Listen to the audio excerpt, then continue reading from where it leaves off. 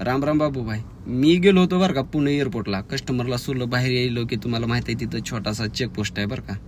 ते दांडकळ वरी केल्याशिवाय गाडी जात नाही. माझ्या गाडीच्या पुढे होता रिक्षा. मग रिक्षा जाण्यासाठी ते दांडकळ वरी झालं. वरी झाल्यानंतर आपली बी गाडी जाणं साहजिकच आहे. मग मी गाडी चालली की लगेच दांडकळ धड दिशेने बोनटवर पडलं. नशीब काचावरती पडलं नाही, नाहीतर 4-5 हजार रुपयाला दणकाच बसला असता. आता मला सांगा, ते दांडकळ्याचं बटन ऑपरेट करायचं ते साईडला बसणाऱ्या माणसाचंच असते का नाही मला सांगा. हा, मी म्हणलं मॅडमची ड्युटी होती. त्यांना म्हणलं तुम्हाला दिसलं नाही का गाडी जाताना ही. ती मला काय म्हणाल, तुम्हाला हात दिसला नाही का.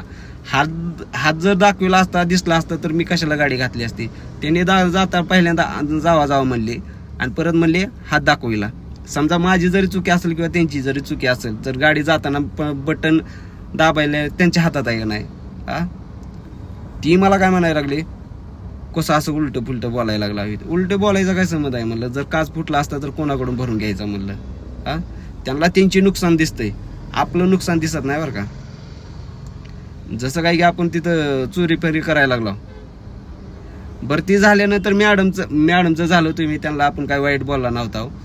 लगे भरती झाल्यानंतर दुसरी दोघं ती आली. जसं काय की भांडणं करायला लागलो आम्ही. दुसरं बी आलं, गाडी साईडला. अरे गाडी साईडला घ्यायचा काय संबंध आहे तुमचा. हा, तुमचं बॅरिगेटर फक्त साईडला झालेलं ती दिसायला लागले. हा, आणि गाडीचा काच फुटायला त्याला डॅमेज झालेलं ती दिसत नाही. म्हणजे स्वतःची चुकी झाकून ठेवायची ना ड्रायव्हरची चुकी तुम्हाला दिसायली. जर तुम्हाला हात जर दाखवायचा असेल, ही करायचं असेल, भला मोठा हात साईडला थांबा, चेक करा, मग दाखवा. दिसला पण पाहिजे ना. एवढाच हात बाहेर काढायचा, काय कळणार आहे ती. अवघड आहे का नाही अशा गोष्टी. कुणाला बोलायचं. थांबविलं, मी पण थांबलो नाही. म्हणलं कुठं नादी लागत बसायचं. तुम्हाला माहित आहे की गेल्या वर्षीच असं झालं होतं. स्वतःची माझी गाडी भिंतीला आतमध्ये पार्किंगला ठोकलेली आहे. 500 रुपये मागायला लागली होती मला. गाडीचं नुकसान माझं. गाडी तर ठोकली कशाला, भिंतीला.